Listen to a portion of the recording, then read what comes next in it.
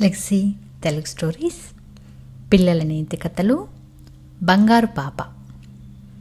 ప్రజ్ఞ చాలా తెలివైన అమ్మాయి. బడిలో టీచర్లకు, ఇరుగు పొరుగు వారికి, తోటి పిల్లలకు ఆమె అంటే ఎంతో ఇష్టం. ప్రజ్ఞ వాళ్ళ నాన్న ఆమెకు అప్పుడప్పుడు ₹1 ఇస్తూ ఉండేవాడు. వాటిని ప్రజ్ఞ ఖర్చు పెట్టకుండా దాచుకునేది. అలా కూడబెట్టిన రూపాయితో ఒక అందమైన విమానం బొమ్మ కొనుక్కోవాలని ఆమె కోరిక. ప్రజ్ఞ బడికి వెళ్ళే మార్గంలో ఒక చింత చెట్టు ఉంది. ఒకరోజు ఆ చెట్టు కింద కొయ్య బొమ్మలు తయారు చేసే దుకాణం వెలిసింది. ప్రజ్ఞ ఆ దుకాణంలోని బొమ్మలు చూడాలని వెళ్ళింది. అక్కడ రకరకాల బొమ్మలు ఉన్నాయి. వాటిలో జిరాఫీ, ఏనుగు, కోతి, పులి బొమ్మలు చాలా అందంగా ఉన్నాయి. వాటిని ప్రజ్ఞ ఆశ్చర్యంతో తదేకంగా చూడసాగింది. బొమ్మలు తయారు చేయడానికి కర్రను చెక్కుతున్న రహీం ఆమెను చూశాడు. పాపా, ఏం కావాలి? బొమ్మలు బాగున్నాయా అని అడిగాడు. ప్రజ్ఞ తేరుకుని, చాలా బాగున్నాయి తాత. బొమ్మలంటే నాకు ఎంతో ఇష్టం. అందులో కీ ఇస్తే నడిచే విమానం బొమ్మ అంటే మరీ ఇష్టం. అది ఉందా అని అడిగింది. అటువంటి విమానం బొమ్మ లేదమ్మా, అది చాలా ఖరీదు. పట్టణంలో దొరుకుతుంది అన్నాడు రహీం తాత. కీ ఇస్తే నడిచే విమానం బొమ్మ రహీం తాత వద్ద లేకపోవడంతో ప్రజ్ఞ నిరుత్సాహపడింది. అయినా అక్కడ ఉన్న కొయ్య బొమ్మలు ఆమెకు బాగా నచ్చాయి. తాత, వీటన్నింటినీ ఎంతకు అమ్ముతావు అని అడిగింది. ఆమె ఆసక్తిని గమనించాడు రహీం తాత. అమ్మో, వీటన్నింటినీ కొనాలంటే 500-600 దాకా అవుతుంది. నీకు ఆడుకోవడానికి బొమ్మలు కావాలి అంతే కదా. నీకు వీలున్నప్పుడల్లా వచ్చి వీటితో ఇక్కడే ఆడుకో అని అన్నాడు. ఆ మాటలకు ప్రజ్ఞ చాలా సంబరపడింది. రోజు సాయంత్రం వేళల్లో, సెలవు రోజుల్లో ప్రజ్ఞ రహీం తాత దుకాణానికి వెళ్ళేది. అక్కడ బొమ్మలతో ఆడుకునేది.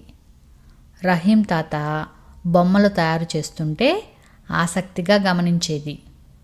ఒకరోజు, తాత, నీలా నేను బొమ్మలు తయారు చేయగలనా అని అడిగింది. నేర్చుకుని బాగా అభ్యాసం చేస్తే నాకంటే అద్భుతంగా బొమ్మలు తయారు చేయగలవు. అభ్యాసం కూసు విద్య అని రహీం తాత సమాధానమిచ్చాడు. ప్రజ్ఞ దుకాణానికి రాని రోజు రహీం తాతకు ఎంతో వెలితిగా అనిపించేది. ప్రజ్ఞకు అంతే రహీం తాత అంటే. అతడు తయారు చేసే కొయ్య బొమ్మలన్నా ఎంతో అభిమానం ఏర్పడింది. రహీం తాత కొయ్య బొమ్మలు తయారు చేసేటప్పుడు, కర్రను చెక్కేటప్పుడు ప్రజ్ఞకు రకరకాల కథలు, పాటలు చెప్పేవాడు. అప్పుడప్పుడు ఆమె కూడా బొమ్మలు చేయడంలో అతనికి సాయం చేసేది. ఆ రోజు ఆదివారం, బడికి సెలవు. ఎప్పటిలాగే ప్రజ్ఞ రహీం తాత దుకాణానికి వెళ్ళింది. అతడు కర్రను బడిసెతో చెక్కుతున్నాడు. తాత, వచ్చే ఆదివారం ఏప్రిల్ 23. ఆ రోజు నా పుట్టినరోజు తెలుసా?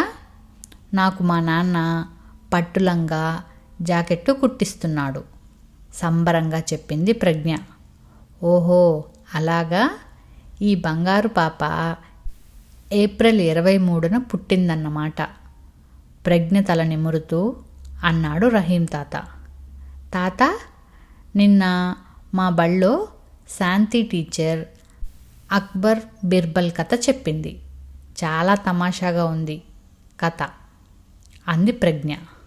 అలాగా, అయితే ఆ కథ ఏమిటో చెప్పమ్మా, వింటాను అన్నాడు రహీం తాత కర్రను చెక్కుతూనే. ప్రజ్ఞ కథ చెప్పసాగింది. ఊకొడుతూ కథ వినసాగాడు రహీం తాత. కర్ర బాగా పెలుసుగా ఉందేమో. చిన్న కర్ర ముక్క విసురుగా ఎగిరి అమాంతం రహీం తాత కంటికి బలంగా గుచ్చుకుంది. రక్తం కారసాగింది. ప్రజ్ఞ గాబరపడింది. చుట్టుప్రక్కల వాళ్లను పిలిచింది. అందరూ కలిసి రహీం తాతను డాక్టర్ వద్దకు తీసుకెళ్లారు. కంటికి తగిలిన గాయం తగ్గడానికి 4 రోజులు పట్టింది.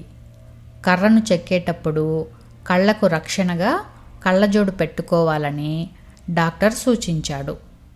లేకపోతే కళ్ళు పోయే ప్రమాదం ఉందని హెచ్చరించాడు. ప్రజ్ఞ డాక్టర్ చెప్పిన సూచన వింది. రహీం తాతకు కళ్ళజోడు కొనివ్వాలని నిశ్చయించుకుంది. తను దాచుకున్న డబ్బును తీసుకుని డాక్టర్ వద్దకు పరిగెత్తింది. అతడే కళ్ళజోడు కూడా అమ్ముతాడు.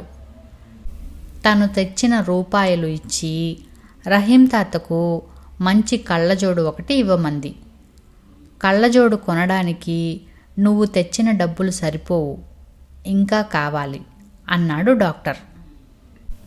ప్రజ్ఞకు ఏం చేయాలో తోచలేదు. కావాలంటే రహీం తాత నాకిచ్చిన రంగురంగు కొయ్య బొమ్మలన్నీ తెచ్చిస్తాను, కళ్ళజోడు ఇవ్వండి అని బతిమాలింది. ప్రజ్ఞ మంచితనము, దయాగుణము, పెద్దల పట్ల ఉన్న గౌరవం, ప్రేమ చూసిన డాక్టరు ఆమెను అభినందించాడు. ఆమె ఇచ్చిన డబ్బుకే కళ్ళజోడు ఇచ్చాడు. ప్రజ్ఞ పుట్టినరోజుకు ఆమె కోరుకున్న కీ ఇస్తే తిరిగే విమానం బొమ్మ కొనివ్వాలని అనుకున్నాడు రహీం తాత. తన దగ్గరున్న డబ్బులన్నీ తీసి లెక్కపెట్టాడు. డాక్టరు తప్పనిసరిగా కళ్ళజోడు వాడాలని చెప్పిన విషయం జ్ఞప్తికి వచ్చింది. కానీ విమానం బొమ్మకు కళ్ళజోడుకు సరిపోయే డబ్బులు లేవు. ముందు ప్రజ్ఞ ముచ్చట తీర్చాలి, తర్వాతే కళ్ళజోడు అని నిర్ధారించుకున్నాడు. ప్రజ్ఞ పుట్టినరోజు రానే వచ్చింది. ప్రజ్ఞ పొద్దున్నే రహీం తాత ఇంటికి పరిగెత్తింది. ప్రజ్ఞ, ఏది ఒకసారి కళ్ళు మూసుకో అన్నాడు రహీం తాత. ఆమె కళ్ళు మూసుకుంది. తాత తను కొన్న విమానం బొమ్మకు కీ ఇచ్చి నేల మీద పెట్టాడు.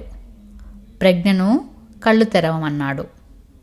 శబ్దం చేస్తూ తిరుగుతున్న విమానం బొమ్మను చూసి కేరింతలు కొట్టింది ప్రజ్ఞ.